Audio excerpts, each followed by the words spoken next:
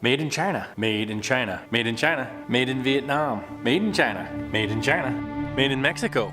If it feels like almost nothing is made in the US anymore, that's because it isn't.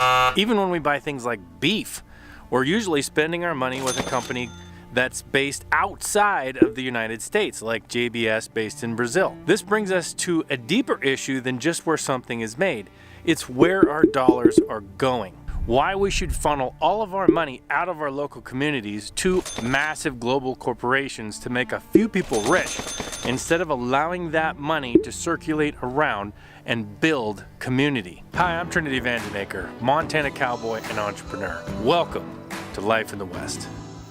The key to bringing back local American-made products and services is business owners willing to make the decision to build wealth in a community instead of just making another dollar. In this video, I talked to Mike Calicrate down in Colorado Springs, Colorado, who's doing just that. I'm with Mike Calicrate, and where are we at? We're Ranch Foods Direct. We're at Ranch Foods Direct in Colorado Springs. And that's the name of your operation. That's right. And you're standing in what we call the Peak to Plains Food Hub. And this is the old Federal Food Service location. So what is a Federal Food Service? Well, Federal Food Service, it was a regional kind of food service company. Okay. Based in Denver. Dealt a lot, mostly in produce. They operated for a while, and then Sysco started putting pressure on, and by 2017, Sysco had put them out of business. And so put them out of business. Yeah, they put Federal Food Service out of business, and so here we are, like they've done almost everyone else. Okay, but one question I have: what does Sysco do? So where would you find Sysco food? If you're a consumer. Well, if you're a consumer, you're going to find Sysco at restaurants, primarily. They're restaurants. Like almost all restaurants. They are the biggest food service company in America. They are a monopoly in food service. I mean, think about this. What would a reasonable return on your equity be if you made some investment somewhere? I don't know, somewhere between 2 and 8% or something like that. Well, compare 10%. that to a bank interest, on a CD, 3 or 4% at the most, maybe. Yeah, maybe. But Sysco, right now, if you look them up on Google, right now, ask Google what Sysco's return on equity is. It's over 100%. Now that is not a competitive industry or a competitive marketplace that allows anybody to make those kind of returns. Over 100%. So that means they get their money back every year. That's insane. They get all their money back every year. But what it's doing is it's costing other small businesses in the industry, it's costing producers that they externalize costs on, buy below their cost of production. It's costing workers throughout the food system that are having to work for less and less because Sysco has so much power to extract wealth from the entire system. And so this is a company that we've got to look at breaking up.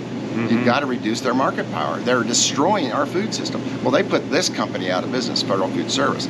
And so thankfully, and we were at the same time looking for a new home because we'd lost our original home and we're going to have to move shortly.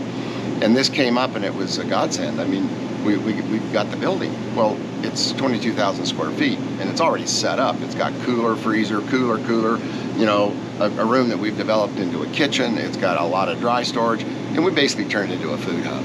And so if you're the raw milk guy that has the cows out at Callahan, you could bring your milk here to have your customers pick it up.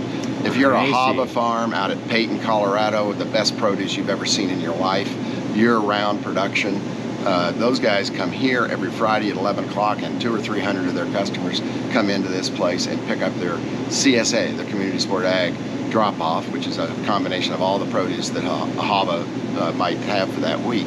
So we really think of ourselves as a food hub, as a place where local food can happen, where we can help incubate. I mean, we've incubated several businesses over the years, but in as well as in this location, to start to be able to better feed ourselves. So it's not just community. It's not stuff you're bringing in and going out with. It's also anybody in the community that, like anything locally grown, comes here to go out. Exactly. Gotcha. We're just trying to facilitate. We're trying to lower costs and make it more efficient for people who produce to connect to people who eat. For example, we cut probably for over 50 producers of livestock. that just need custom processing. And so, Right. so they'll bring their livestock to St. Francis, Kansas, whether it's pigs, lambs, or cattle, and we'll slaughter them, and they're in the system then. Then they're on the truck. The truck brings those carcasses in every week. We cut them up. We make it retail ready any way you want it. We'll cut it however you want, and then their customers can pick up either here, or we can take it back to St. Francis if we need to on our backhaul. And so this is how we've really tried to grow that local regional food system to be able to feed the community. And so we really care about community. And people say, well, we need a Ranch Foods Direct in Dallas. We need one in Miami. We need one and I say, great, do it. Right. Come and see us. You can copy us. You can do what we've done, and I'll even help you, but you have to do it. Right. We don't need chains. We don't need franchises. We don't need big corporate entities that just go around extracting the money and the wealth and leaving behind dollar stores and Walmarts. You want to talk about the marketplace and market power, right? Right. This was a room originally in the Federal Food Service building that was put together for Chipotle. Chipotle wanted their vegetables and sliced and diced, and Federal Food Service was a produce company, and so they basically built this room to produce for the Chipotles in the region. Really? And they got right down to the end. The construction was finished, and all they needed was a contract to be able to buy the equipment they needed to do the processing for Chipotle. And Chipotle says, well, we don't do contracts. And so basically it became just a storage space. So that you mean Chipotle is big enough to where they just can say, I'll just use it, but we'll tell you how. We just want to be able to move out tomorrow. Yeah, well, it's some of that corporate sort of mentality that we're better than you and we're more powerful than you, and if we want to, mistreat you, that's what we'll do. Right, we're not going to sign a contract to tell you exactly when we're, like everybody else has to do. Right, exactly, and so why would Federal Food Service, having just put up a brand new facility, probably a little stretched, why would they go out and buy another $1 million worth of equipment just in hopes that Chipotle would do business with them? And I'll give you an example of how that might turn out. So it's been several years ago, we had 23 Chipotles at Ranch Foods Direct. We were selling meat to 23 Chipotles, delivering them every single location, twice a week. We were very happy about the business. It was the sliced steak business. And so we got the equipment, about $185,000 worth of equipment to be able to do that particular cut for Chipotle. And we were rocking along. And then they got a hold of us and they said, hey, we're looking at using you in the entire region from basically Fort Collins to Pueblo. Can you handle it? And I said, darn right, absolutely. I'd love to have the business. And so they said, great, let's work on it this week and we'll get back on, later in the week. And so we were pretty excited that we were going to get even more Chipotles because, their food with integrity fit perfectly with who we are in the community. And so Friday evening at 5 o'clock, my phone rang and it was Chipotle. And they said, we've decided not to do business with you at all anymore. And so they left. Instead of upping it, they just went down to nothing. They went to zero. Yeah. I mean, like overnight. that. And with no contract. With no contract. I had no contract. And so basically it's a machine, a single purpose machine. That's been sitting in the dry storage here now for years. And they left me with $250,000 worth of inventory that I had to figure out what to do with. Now, that's why Federal Food Service wanted a contract. Oh, yeah. And that is how corporations treat small business. You are so unevenly matched in size and power that if you don't have a contract, and even if you do, it's very likely they're going to not abide by it anyway. And so basically, we will not sell to a chain. We will not sell to a franchise. We will not sell to a big box store. We will only sell to independent businesses like us because we need to build that part of our economy. They are the ones that have been put out of business by abusive power of these big corporations. And so the big corporation basically just has the power to extract. They can, and they've got this whole level of executive paid people in the boardroom that are setting up their, overlording all of us, making those decisions that basically we have no power to confront, we have no power to oppose. They just simply pick our pockets and leave us bankrupt. So when a oversized corporation, meaning they're so large that they can do these kind of things, they say, well, we're not manipulating the price on whatever it is that they're doing, beef or chicken or produce or whatever. But is this, I mean, how do they use what you just talked about they to are manipulate manipulating the price? In fact, look at all the fines they've paid. Look at all the settlements they've done since COVID.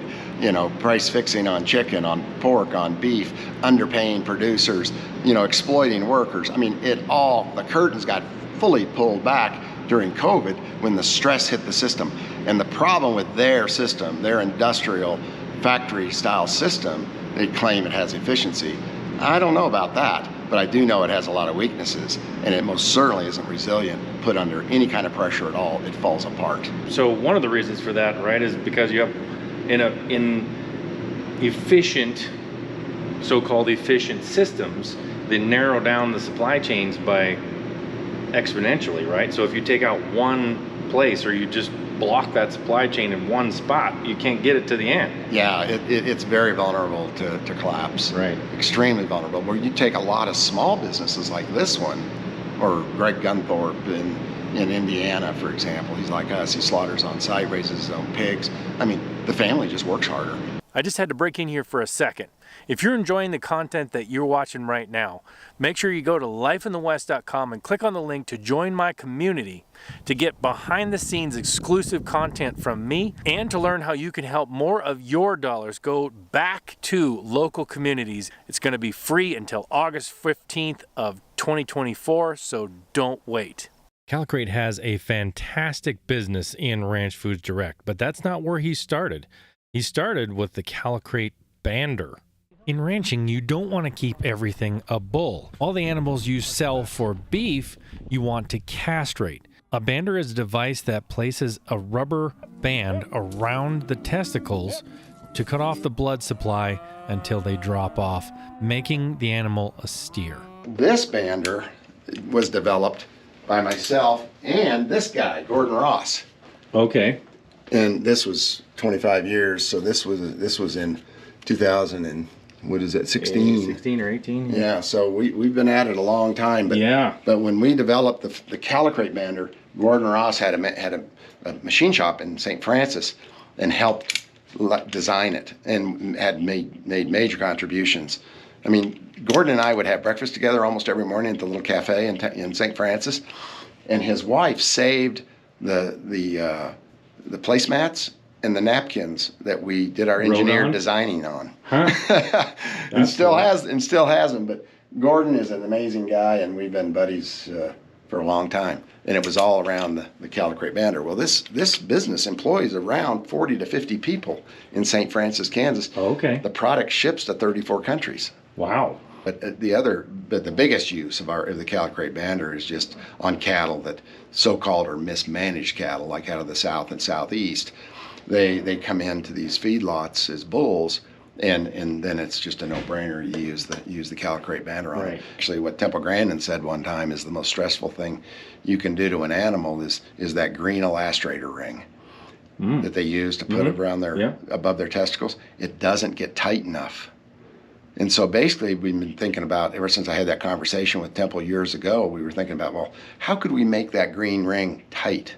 And now you're able to do these small calves. If you want a band when they're little, you can do it and nearly eliminate the stress and the pain, because we call it compression analgesic.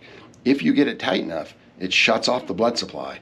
But better, even more so, important is you impact the nerve and shut off the pain. And that's what we're able to do with the Calicrate bander, the big one and the little one.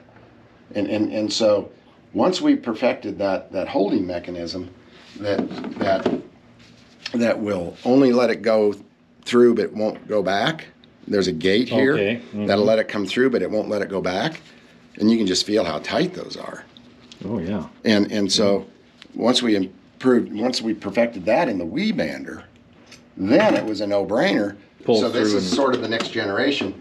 And this one, you just put it in, put it on and around the top of the testicles, crank it up to the correct tension, which is indicated here. So when this gets back to this line, that's the correct tension. Every single time, you'll never make a mistake. And so this is what finances a Ranch Foods Direct. Gotcha. And so it's really important to me that I tell people when they look at what we've done here with Ranch Foods Direct, I mean, you go in our retail stores, they see all the customers, they think, oh, this is awesome.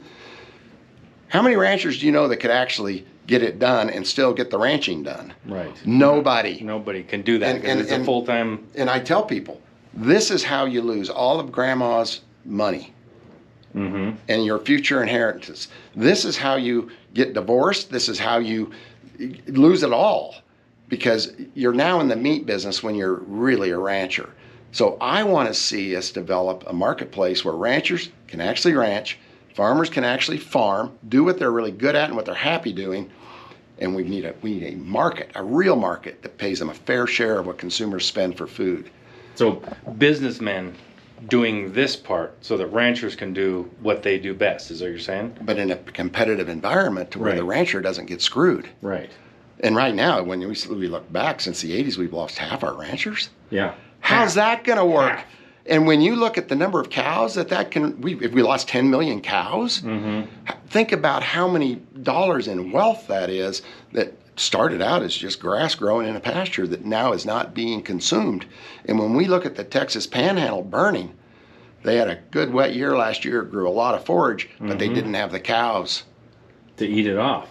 So now we have a fire problem. We have fuel for fire instead of fuel for a cow to produce a calf. That represented wealth, that paid the bills, that paid for the swimming pool to open this summer in the small town of Pampa, Texas, or to seal the airport runway or whatever it may be. These towns are dying as we remove the cows, as we remove the ranchers, and then the fire does its final thing to burn them up. This is crazy. Yeah, and it's all connected to meat packer power of stealing livestock from people who do the actual wealth creation and do all the work and take the risk. They steal from those people and then hand the profits off to the Walton family, to the Costco's, to the King Soopers and Albertsons. I mean, here you've got these big companies making 30, 40% return on equity. Cisco over 100% return on equity, and ranchers are eating their equity. They are losing their equity. They're losing their ranches. They're losing their farms. They're forced to do things that are just so contrary to good stewardship. I mean, you've got one guy on a big no-till tractor and a big spray rig farming 10,000 acres. One guy? Yeah. No way. The only reason he can do that is because of Roundup, which is poison in all of us, as well as our soils and waterways. And this guy is he can't be having any fun. I mean, there's a point at which you need your neighbor more than you need their land. Right. Real community is totally different than just having a few buildings. It's people. Well, we went from getting 70% of the consumer beef dollar back in 1970 when I started to getting during COVID 27%. Well, that massive gap ended up in the pockets of the big corporations. And they've got the power to extract whatever wealth they want.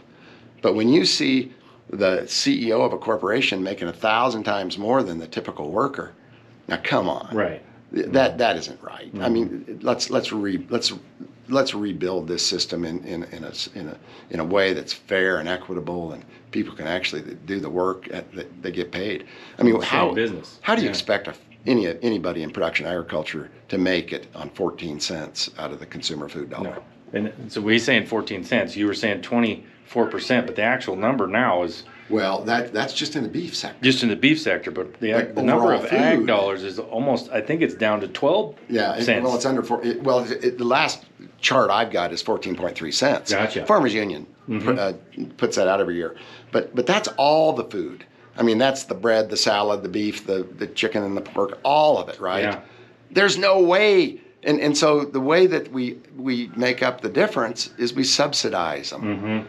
And so as you see this mountain of debt growing bigger and bigger and bigger, what does that really represent? Right. Well, we're throwing a lot of money out there to agricultural producers in order to keep them in business instead of addressing the real problem, and that's the corporations picking their pockets. Right. So you're subsidizing the farmers who are, all their income is being sucked up into the big corporations in the middle. Right. Right. And we're not even holding the corporations accountable. No. We just, every year, we just give more money to the farmer, who in turn then transfers it to the corporation. Right. So why didn't you just write a check to the corporation? Right. Wouldn't that be more efficient? It would. If you want to talk about efficiency. Mm-hmm. Well, then it wouldn't be happy at all to the taxpayer that watches that happen, and then the gig would be up and everybody would know it. Mm-hmm. Well, by funneling it through farmers and acting like we've got markets when we don't, they get away with it. But this goes back to who's really running our government. Mm-hmm. Well, the lobbyists are running our government. It's the big money in the DuPonts, in the Bayers, and Monsantos. It's the Tysons. It's the how could it be worse than the Batista brothers of JBS, a Brazilian company, criminals, outright criminals. They were in prison. I mean, bribed the last 3 presidents of Brazil. They bribed nearly 2,000 government officials and inspectors to send rotten meat in the United States. How is it they still have a corporate charter in this country? Yeah, I don't know. Money. Totally. Power. It's about lobbying power and no rules around campaign financing. Mm-hmm. Well, and we'll talk about that later, because the campaign financing, people say, well, there's limits on that. There is, but then the money to the campaigns doesn't even pass through the campaigns. Right. It goes right to commercials, and right. By the time somebody gets elected, they have so many debts they have to pay to corporations that paid for them to get elected. They're totally beholden. They're totally beholden. Right. Yeah. We're headed to Kansas. Is the St. Francis That's Canyon. right. Yeah, it's 200 miles from here, northeast, straight across the high plains of eastern Colorado. And is that where you started out, was Kansas? Yeah, I started out in St. Francis, Kansas. I moved there in about 1972. Built my first feedlot there in 1978. Second one in about 1986, and I've been there ever since. Okay.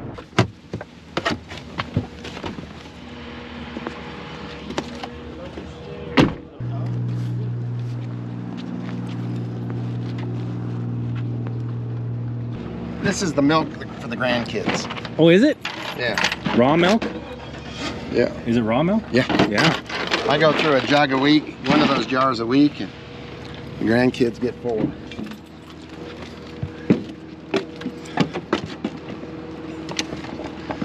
Got your water whenever you need it.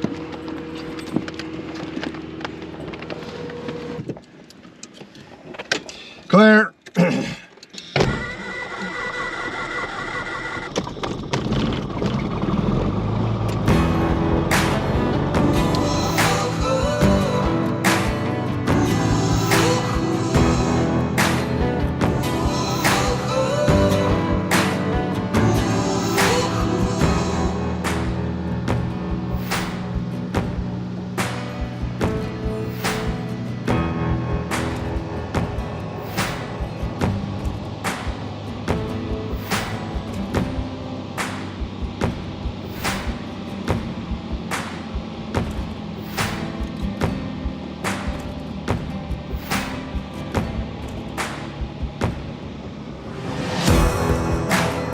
We made her. Made it. Which is always a good thing. Yeah.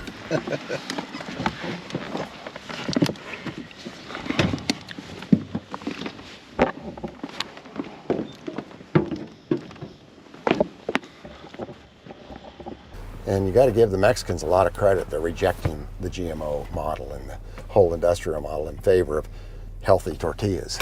GMO meaning genetically modified organisms. So this Right. is what we're going to in this country big time. Oh, it's all the corn and soybean country, and the country is essentially the GMO varieties of grain that allow you to spray these chemicals on it, and it doesn't affect the plant. It only kills the weeds growing around the plants.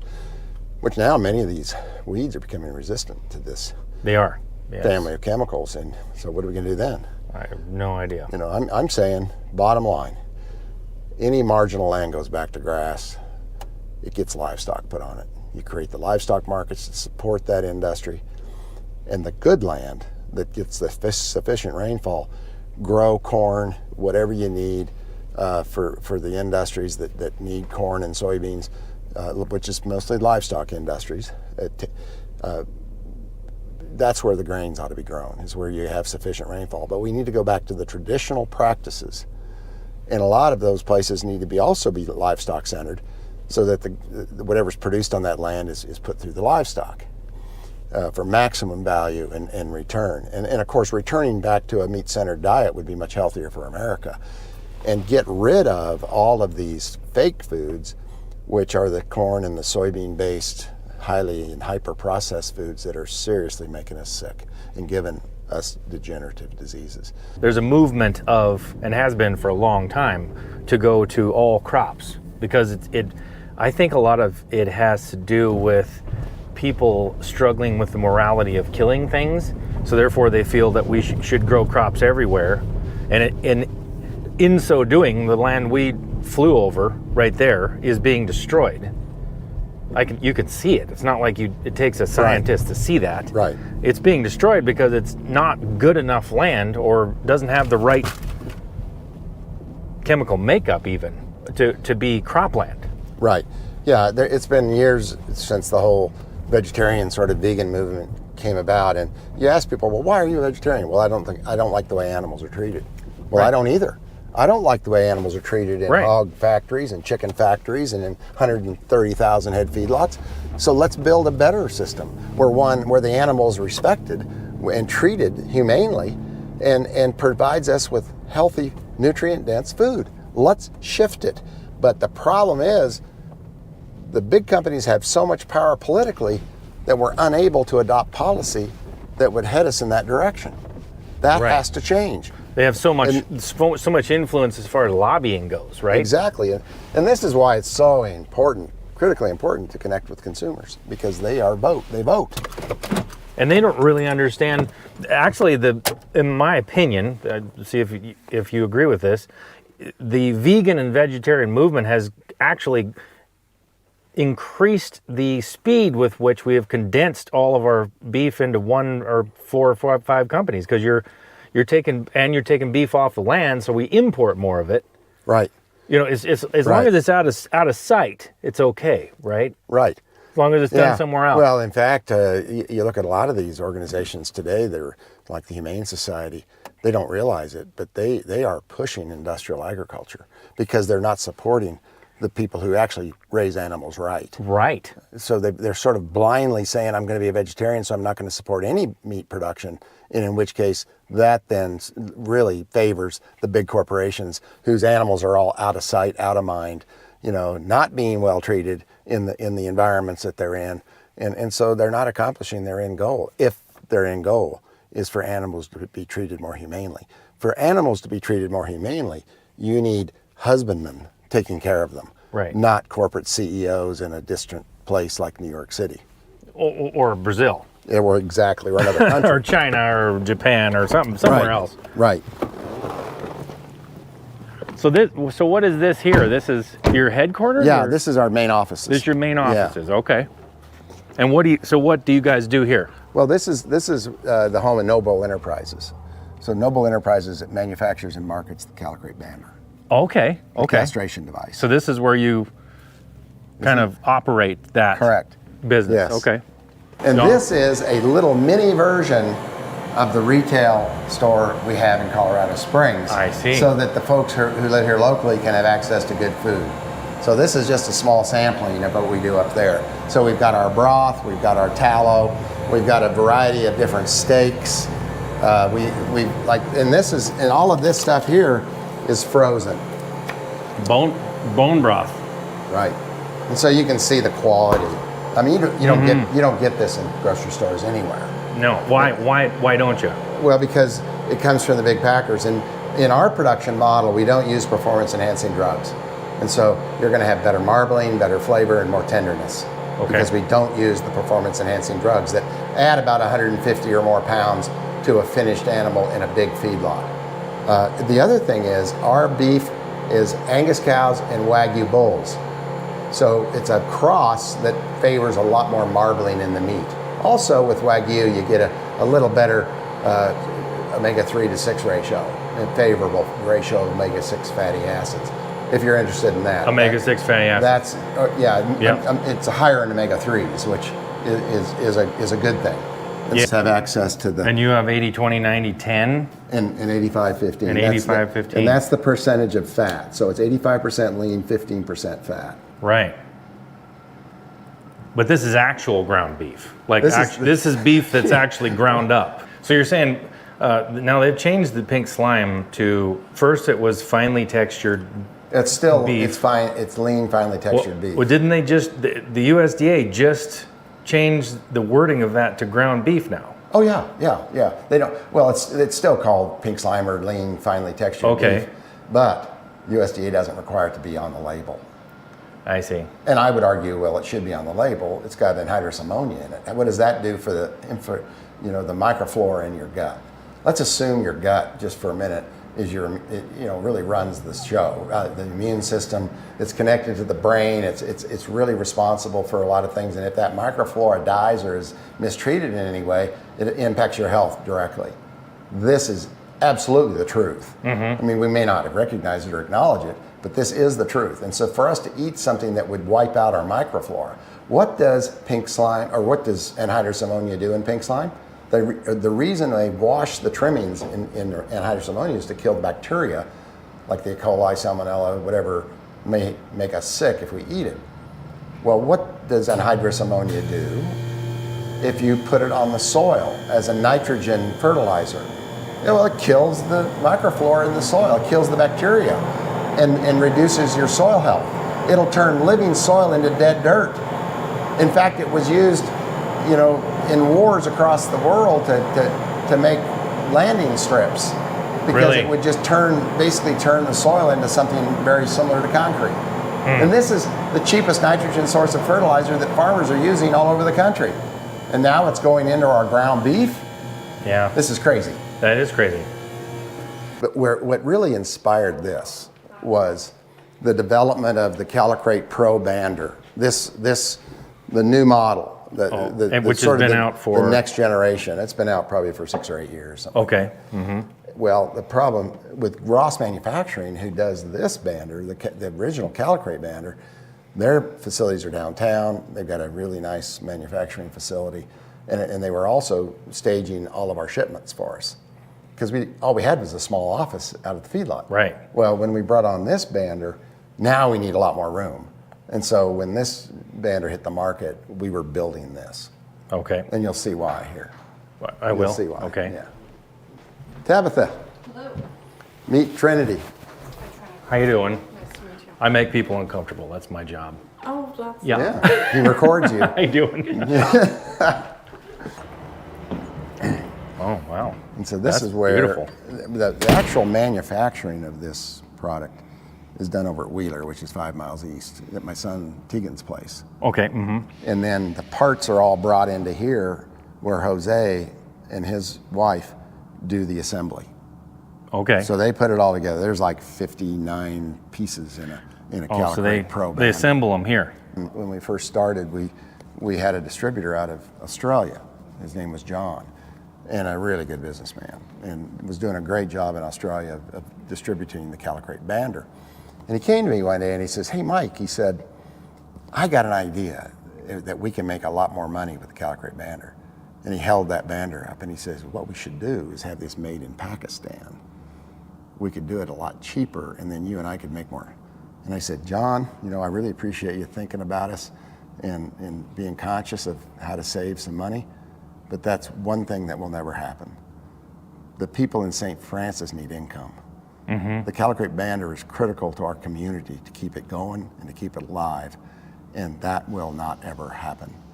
We will always manufacture the Calicrate Bander in St. Francis, Kansas, as long as I'm alive."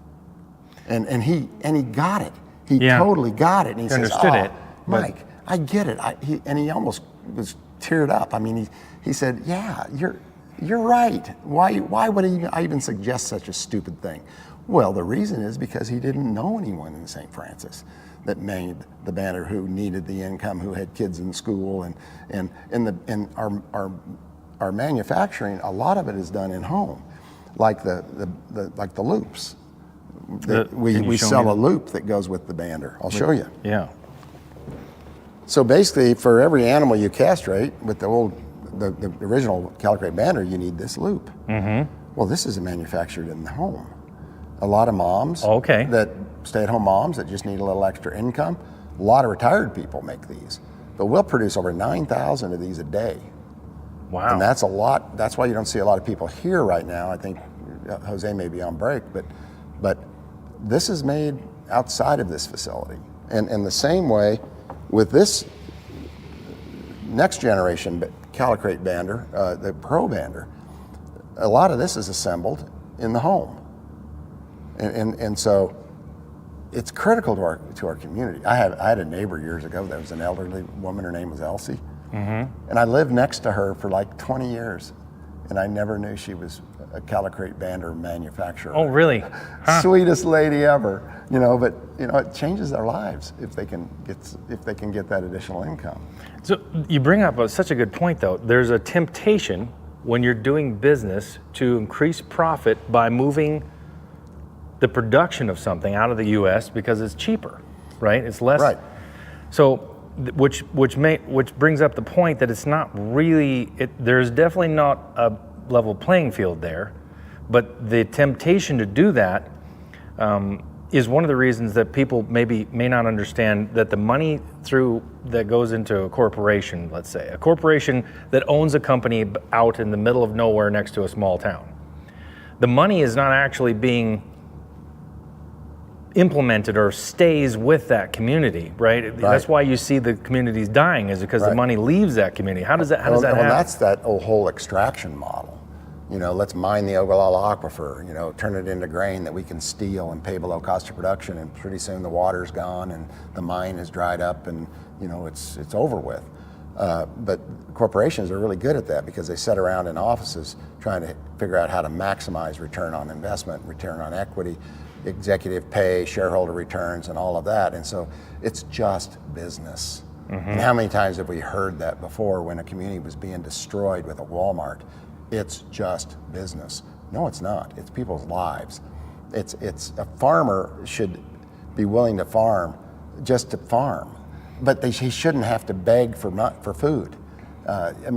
Yes. This is what the corporations are. This is what the model we're going to is the farmers are supposed to farm with no profit and be happy. Yeah, right. Right? Yeah, open up a bed and breakfast, so the corporate executive can come stay the weekend and you can wash his toilet when he leaves. Yeah, this is the attitude they have, is that people who produce things are a cost to be reduced, and we can outsource that, we can send it to China, whatever. But during COVID, we found out that those supply chains are not resilient, they break very easily, shelves go empty, and oh heck, we might want to reconsider this thing.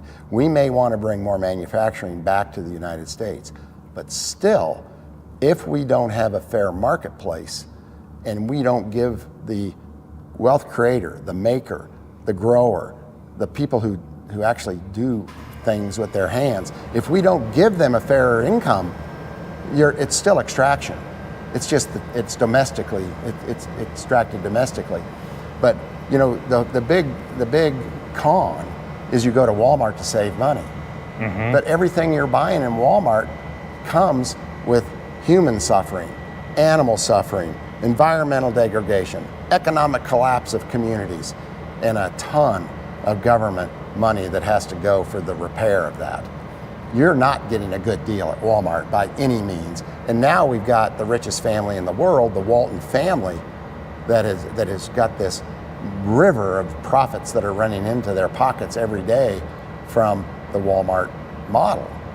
And of course, then you end up with the dollar stores that are, utilizing the waste off of that system. Whether it's a company that went broke selling to Walmart, those inventories end up in dollar stores. And we've got this whole Walmart dollar store model. I talk about how Walmart kills and consumes the prey, Main Street basically, small business. And dollar stores come in and eat the decaying remains. And then there's nothing left. Now what are we going to do when that is done, when that's complete? What are we going to do? I don't know, because the community is not going to be there. You're done. So now, but in a small town, we oh yeah, we're getting a dollar store. It's helping our community because we can have more, 3 more jobs, right? Right, one more job. One more job. In fact, if the staff person at the dollar store has to go to the bathroom, they have to lock the door so the customers can't leave, so they can go to the bathroom and then come back and open the door. What if there's a fire? I mean, this is really so wrong. You can't believe it. But one of the biggest insults in St. Francis, Kansas, is we got a dollar store. We got a Walmart 35 miles away in Goodland, a super Walmart. This is interesting. That super Walmart, when it opened 20 years ago or whenever that was, the butcher, the guy that opened up the meat department in that Walmart, had opened up a bunch of them around the country. He was their guy that opened the meat departments up in the super Walmarts. Well, he came to work for Ranch Foods Direct. He was from Colorado Springs. His name was Brandon. And Brandon came to work for us cutting carcasses and cutting meat. An amazing young man and a hell of a cutter. And he said, you know, Mike, I opened the Walmart in Goodland. And he said, the day that we closed the last independent grocery store in Goodland, we raised our meat prices 18%. And I thought, yeah, who's the fool in this game? The Walmart shopper. So you have in that particular scenario, you have enough power to cut the price until there's no competition, and then you can just... And that's predatory. I mean, Robinson-Patman, Sherman Act, Clayton Act, where the heck's the enforcement? Look back 100 years at the robber baron era. That should have been, if you study any history at all, you know that won't work. And it certainly hasn't worked now, and in fact, it's way more concentrated. The power in the hands of a few is worse today than it ever was in 1900. And you know, Abraham Lincoln was president during that Civil War time, and one of the things that he said he feared most was corporate power. As a result of the war, corporations have been enthroned, and he said what he feared most was that concentrated power, and it came to be true. You're talking about the chemicals coming in from a large corporation, and the grain going out, grain, beef, everything is now controlled by these massive conglomerates that most of them aren't even owned in the United States anymore. Right. It seems to me that they don't want to actually, you just look at the chicken industry. They don't want to actually own the land and be the producer itself, because they're just extracting all of the money and wealth from the producer on both ends. Right. Is that? Well, Apple doesn't want to make their own phones. Right. They're going to externalize that cost off to China or wherever they can get the cheapest possible labor. Nike doesn't make their shoes, but they position themselves from a marketing perspective to make all the money and to reduce every other cost in the supply chain that they possibly can. That's the model of JBS, Tyson, Cargill, Marfrig. And JBS and Marfrig are both Brazilian companies. And then you've got Smithfield in the pork side, that they control 25% of our pork supply in the United States. That's Chinese owned. So they're all about externalizing the cost, and they're going to position themselves in a place of essentially no risk. But in a they're going to try to limit the risk on themselves. That's why they don't want to own the land and they want you to take the risk, or as the producer. That's right. They want the producer to take all the risk. Well, and they want you to mine your land. They want you to don't build any new fences. Right. Just scrape it. Just take every bit of wealth there is out of it. Just like with the Ogallala Aquifer, we're draining it. We are being so irresponsible with this precious water resource. We're essentially pumping it out and giving the wealth to the big corporations who buy the production from that land. And we've simply got to drive them away. We've got to shut them down. We've got to get rid of them. But to do that, you've got to build a brand new infrastructure from farm to plate. Yeah. But really, we're about feeding our community, connecting it in a way that's positive for everyone. The farmer has got to get paid a living income, or he won't be farming, and we won't have food to eat. That's the bottom line. We've outsourced, 20% of the beef we consume in this country is imported, but not just imported from criminals like the Batista brothers who own JBS. I mean, these are people who search the world for the hungriest people that'll work the cheapest, or the places with the most resources, and they go there to mine and extract and exploit, and the money goes in their bank account, and we get the poor quality whatever that they've produced or they've bought from people who have struggled to produce. And we talk about imports, and people say, well, you should be able to compete. Well, the people in Brazil that are producing those below cost of production exports into the United States are going broke too. So we're all being played for the fool in this. And we've got to build these new food systems that like Ranch Foods Direct, that cares about all the things. One of the things that where I was talking about with somebody up in Billings was giving the consumer the right to choose what they buy.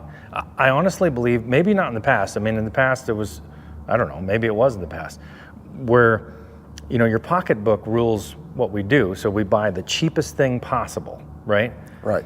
But for some reason, they haven't allowed labels to be put on things that actually tell you what's in it, like whether there's pink slime in your burger or whether Right. it's actually U.S., comes from the U.S. So why don't they trust that? Why don't, and I say they, the big corporations, the lobbyists, the people who are trying to keep you from putting a label on meat that tells you where it is, why wouldn't they trust that? Well, they don't want it because it exposes where their product is actually coming from. And then if you connect the dots, you find out they're doing it for all financial reasons.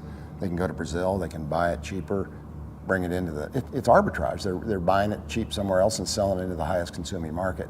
And if they put a label on it, then the consumer can decide whether they want to buy Brazilian beef or U.S. produced beef. And the consumer's typically going to want to buy U.S. production if it's not too much more expensive, right? So you really haven't. If it's competitive, yeah, but you may not have solved the problem because there is a huge price difference in what they're bringing in. It's produced under different conditions. It's stolen to begin with, so you know it's not a lot different than the drug trade, except it's probably more lucrative and not illegal. And legal, yeah. Mostly legal, depending on how you do it. Right. But one of the things about Walmart and Sam Walton in particular is he taught Americans to be price shoppers. Right. And this is the kiss of death, because if all you look at is price, you're going to get a bad deal in the end. Everyone's going to get a bad deal. If they can deceive you into thinking it's something different and sell it at a lower price and make you a loyal customer on price alone, then you've just become this zombie shopper that doesn't care about anything else. And by doing that, you won't live in a world that works.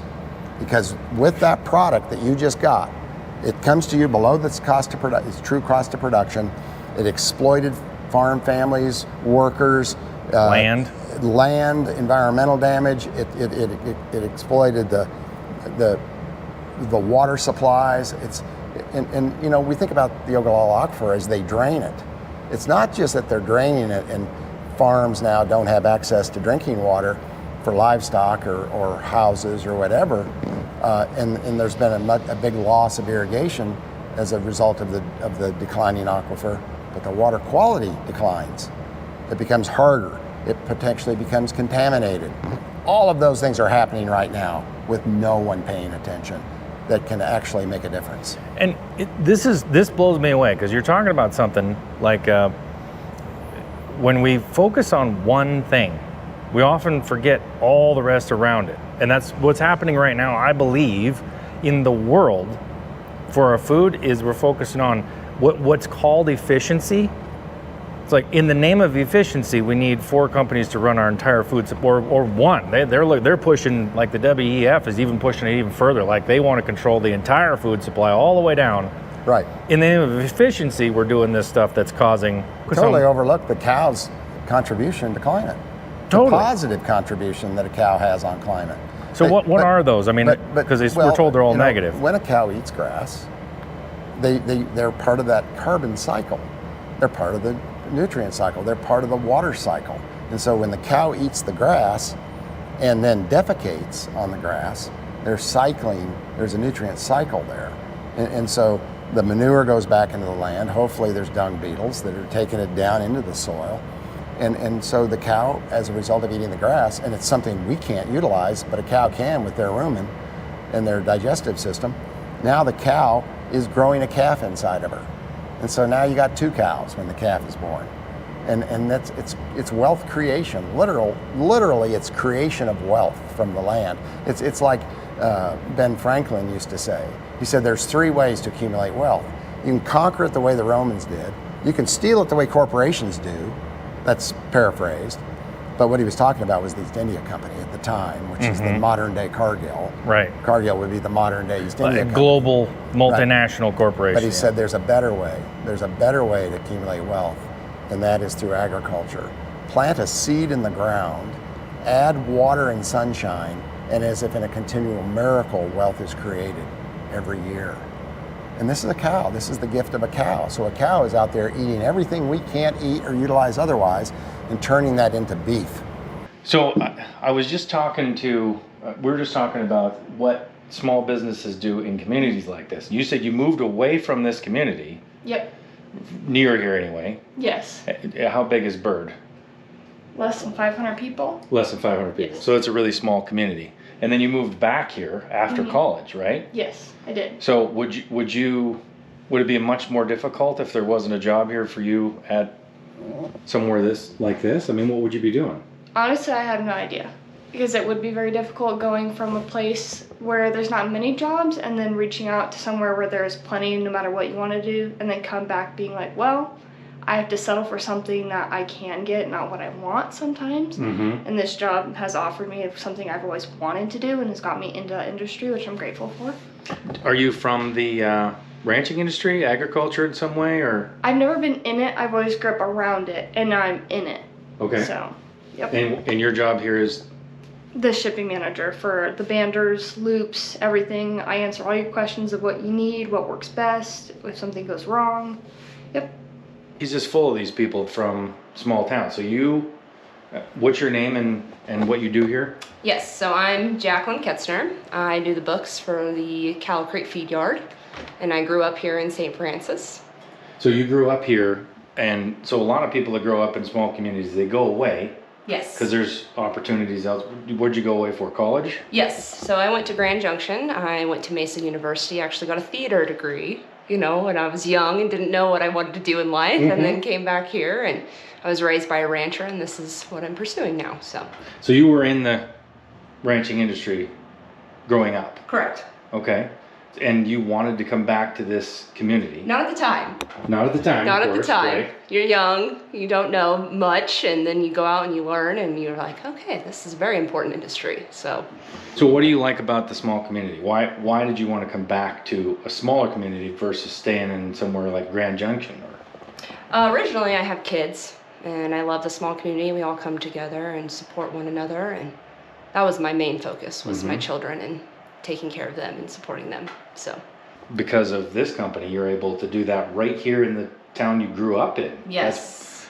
That's amazing. Yes. Not only that, but also able to, with ranch foods and the meat, support my children and feed them healthy meat too, right here in our own store.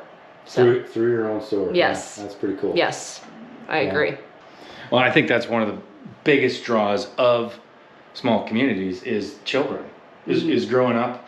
I mean, I raised my kids in a small town, and they go to a small school, and the whole town shows up for the football game, and that kind of thing. That's the kind of school people want to raise their children in. But without jobs, Right.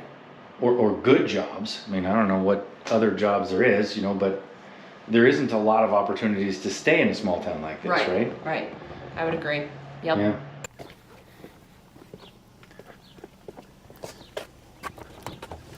Trinity? You're doing the. How you doing, man? What are you doing? Making copies. Making copies. What like? Oh yeah, it's repeat. Make a million of these. You put them in. You're putting them in the machine, and then it's tracing that, or what? Actually, no. It'd be cutting this to size. Oh, okay. If you can That's see. what this machine is That's doing what right now. that's doing exactly.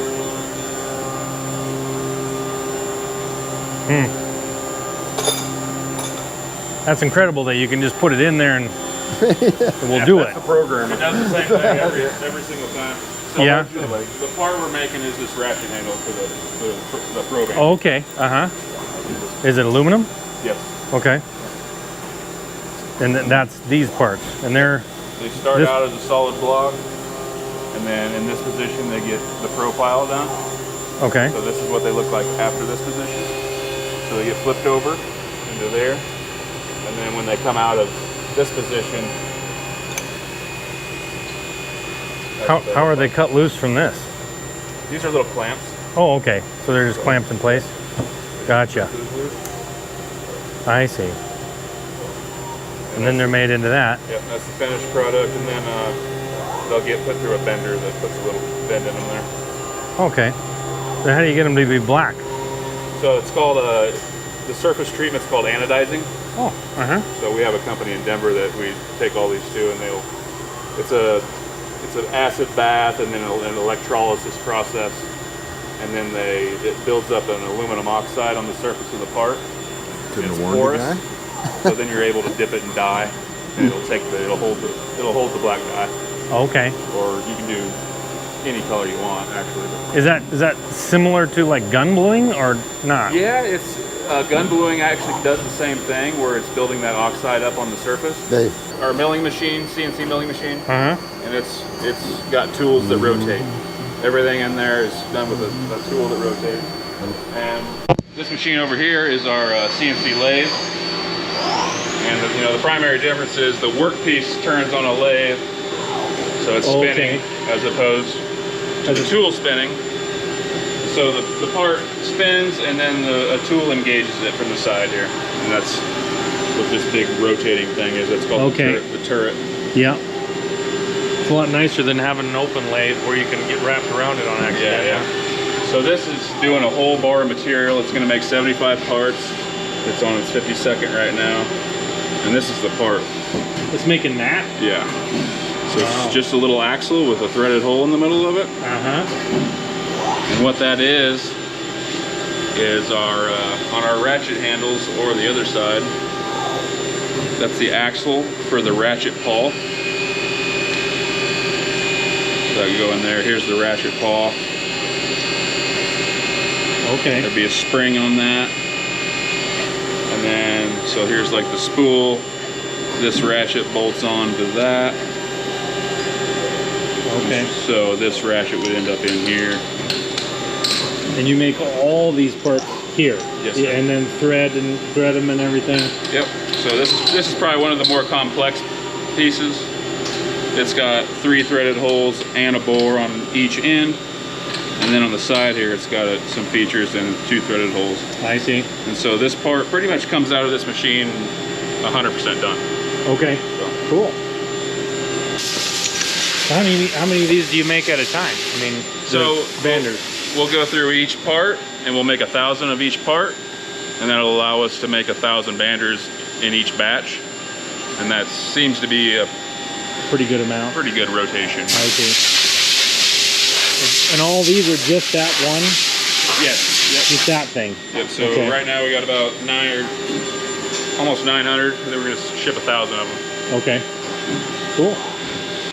This is where we get our stock in. We'll pre-finish it. So we'll run this through our tumbler, and that gives it a nice smooth finish. Polish it and Just takes off all the sharp edges and any burrs that might get in the way of our fixturing. So okay. This is what it looks like when we get it in. We get everything pre-cut to length, but then yeah, we run this through the tumbler to get all that sharpness and Those nicks roughness off of it. Yeah.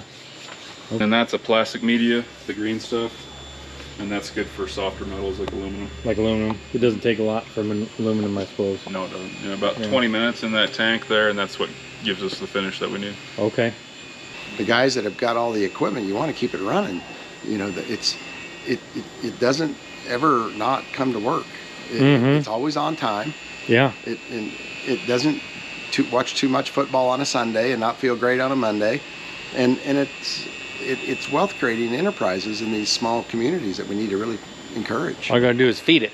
That's right. Yep, Gotta feed it. That's right. Feed it a bunch of aluminum and metal. That's right. That's right. Think about this, Trinity. Yeah. This is Fillmore Street.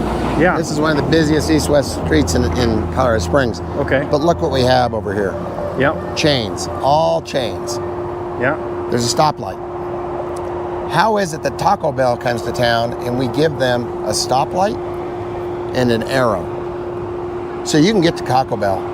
Either whether you're going east or west, it doesn't matter. You can go to Taco Bell safely with an arrow and a stoplight. Right. But what about Eric, Right. the local coffee roaster? Yeah. You can't 'Cause get here So if we you're, had to go around. yeah, you through a can't little get alley. here if you're going east. Huh. Unless you know the secret The back secret route. entrance through, Yeah. through an alleyway. Huh. And so Colorado Springs makes it very easy for the chains to come in and locate, and makes it very difficult for independent businesses to exist in this city. And I mean from signage even. So Eric has on the corner of his building, "We serve Calicrate beef." Yeah. They made him take that sign down. Meanwhile, look at the signage of all of these Oh, yeah. chains. Look at the McDonald's on the corner. Look at the Whataburger. So why did they make them take it down? It's their policy. It's how cities can form policy that disadvantages certain people and advantages others. And when the chains, like Eric Slosser talked about in his book Fast Food Nation, when the chains and the franchises and Wall Street runs your city, it's a far different look and feel than when places like Eric's coffee shop and a small store like Ranch Foods Director here. Absolutely. The community is much stronger, much better with many small businesses than it is with lots of chains and big box stores. Well, thanks for coming along on this journey with me. I'm learning so much about these industries and how local community and local community products matter a lot more to an area and a region than all of this consumerism where we search for the best price. There's a lot more to wealth than just money. So thanks for coming along. Make sure you join my community over at lifeinthewest.com. Click on the link there and join. And you might want to watch this next video that YouTube suggests for you right here. Until next time, I'm Trinity Vandenaker. God bless.